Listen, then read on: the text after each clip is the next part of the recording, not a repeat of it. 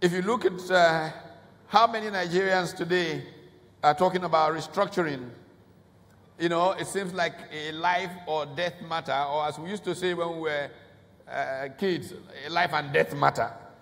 But when you look at the emotions that are expressed, and you can detach yourself and watch it, you'll probably see that there's no better presentation on Broadway or in Nollywood, or perhaps the West End in London, that Nigerians discussing this matter.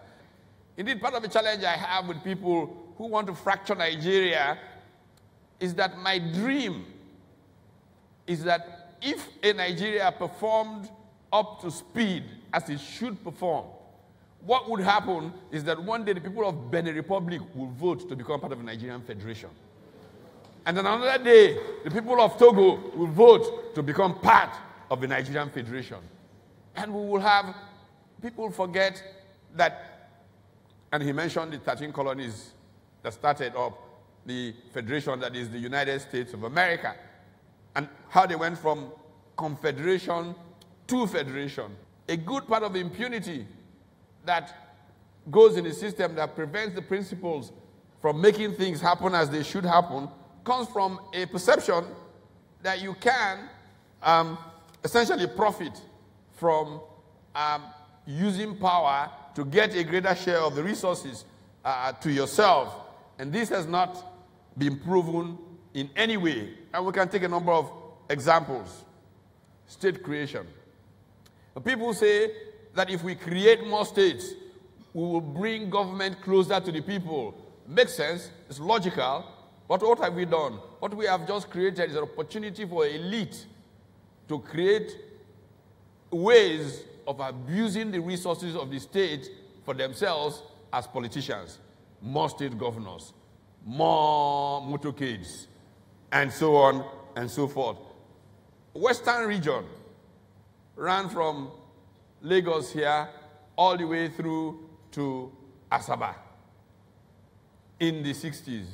12 ministers or so ran all of these places.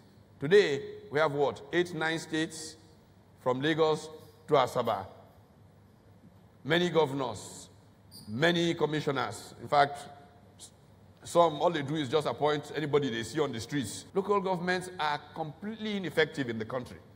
My idea of local governments, and that's why when people say local government, my preferred place in government is in local government administration. What we need to talk more about is that we need trim governments that are delivering, that are accountable, and not just parastatals that are created, and most people don't even know they exist, but we are being drained of resources. I don't know, but I'm sure that if you go into the budget, you'll probably find some allocation for DFRI somewhere, or some agencies that died. We don't have sunset laws in Nigeria. And the challenge of not asking ourselves what our governmental structures contribute. Anytime I hear this debate about whether the National Assembly is transparent, opaque, how much are they getting, I really feel sad. I feel sad because a politician who does not know that the ultimate responsibility is accounting to people. I mean, look at what price the U.S. Health Secretary is going through about use of public resources. But how many of you last saw a governor on a flight going anywhere? Everybody's flying around in private jets.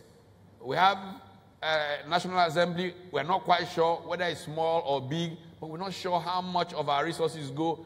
Now, politicians should be the ones that do the most to hold others accountable. But because political parties are not functional, because civil society is not as strong as it should be, these issues are not entering public conversation, and they become problems that we must deal with. Because the truth be told, in this federal arrangement where there's little consequence, a person makes a decision based on a sense of personal power, and those choices are debilitating of the environment.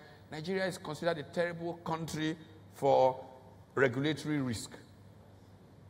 Anybody who has power acts in a way, as a regulator, for example, that can do more damage to this economy than the worst enemy of the country can do, but is acting in a particular kind of interest. In my view, of our country is an understanding that restructuring is part of a continuous conversation in a federal arrangement. It is not something to abuse people about or kill people about. It is something to engage in.